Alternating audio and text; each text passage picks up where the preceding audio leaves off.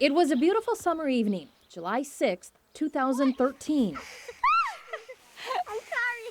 The Kordiak kids had spent the day outdoors. 7-year-old Amber Rose was now ready for bed. But being the daddy's girl she is, she went outside just to see if he needed any last-minute help.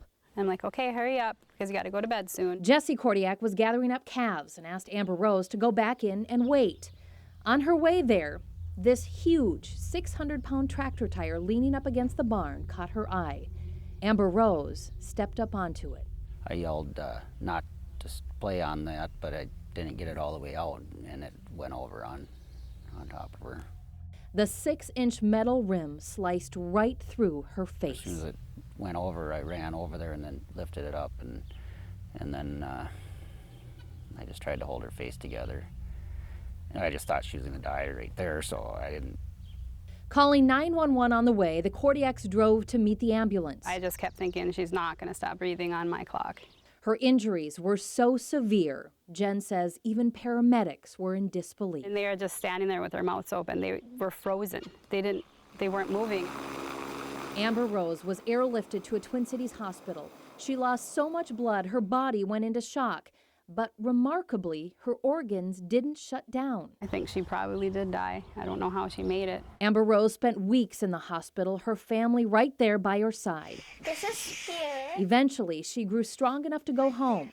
What she told her family about the accident still gives them chills. When I went to heaven, I saw light beams of prayers coming to heaven. How did you know that they were light beams of prayers? Well, you know everything in heaven, so I just knew. Amber Rose says she could see her family's grief and frustration. She said she remembers wanting to come back to Earth. Because I didn't want my family to be hurt. You could see that they were sad.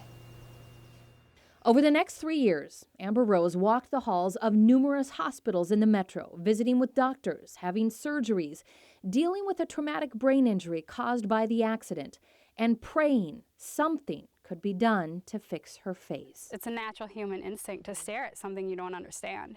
But she would get stares to where people would walk into walls. They wouldn't look away.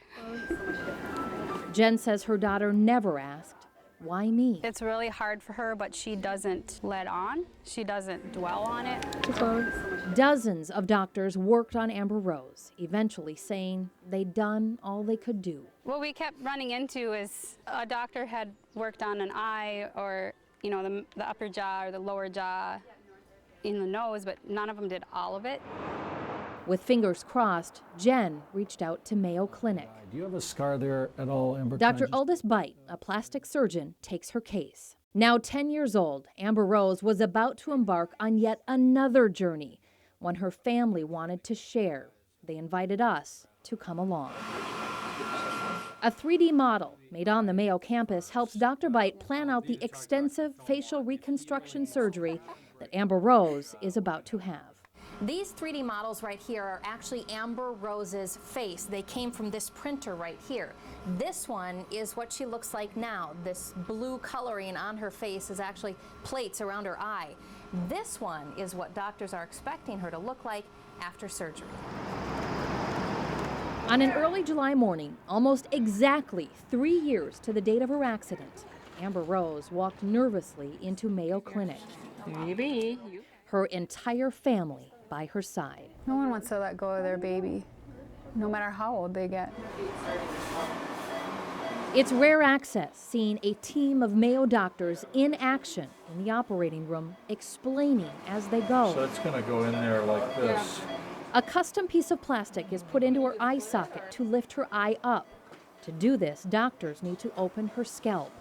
They reposition the corner of the eye, add rib bone to increase the projection of her nose, and take a plate off near the jaw, allowing her mouth to work better. The hardest part for me is to know that they're cutting my daughter up so much. 8 hours pass, then 10, then 12. Mayo Clinic closes down for the night, but doctors continue to work. 15 hours after she walked into the hospital, she is moved to recovery. A tired but pleased lead surgeon emerges. Everything went fine with surgery. I'm so pleased. I want to hug you. Oh, I can't wait. thank you so You're much. very welcome. It's my pleasure. My pleasure indeed. But a parent's relief is quickly refocused to their little girl in terrible pain. Amber Rose has an ice pack covering both eyes. Her little face is swollen. She has nerve pain all over her body and is on medication. She will stay in the hospital for the next 7 days. It's pretty rough, but I need to be strong for her. Going home isn't much better. The pain continues day and night. She's on a strict diet and cannot play with her 4 siblings for fear roughhousing could damage her new face.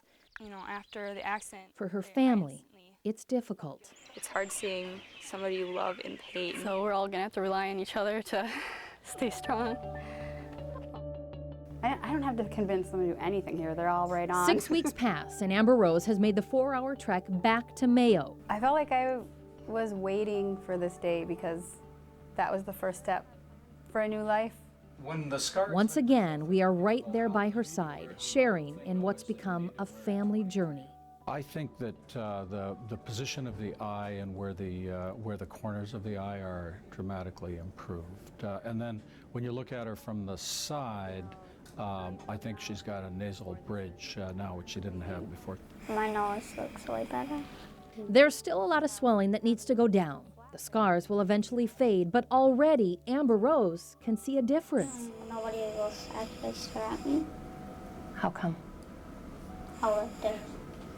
Her family says this bubbly, inquisitive little girl defines patience and understanding. I love what she teaches us about love and people and mercy and just beauty. And she doesn't even know she does it. That's the crazy thing. A survivor who at the young age of 10 has endured so much physically and emotionally, 31. yet she's still teaching lessons to the world and sharing her smile while doing so. That's a good one. That's a good When one. it first happened, they came out and told us that our baby girl would never smile again.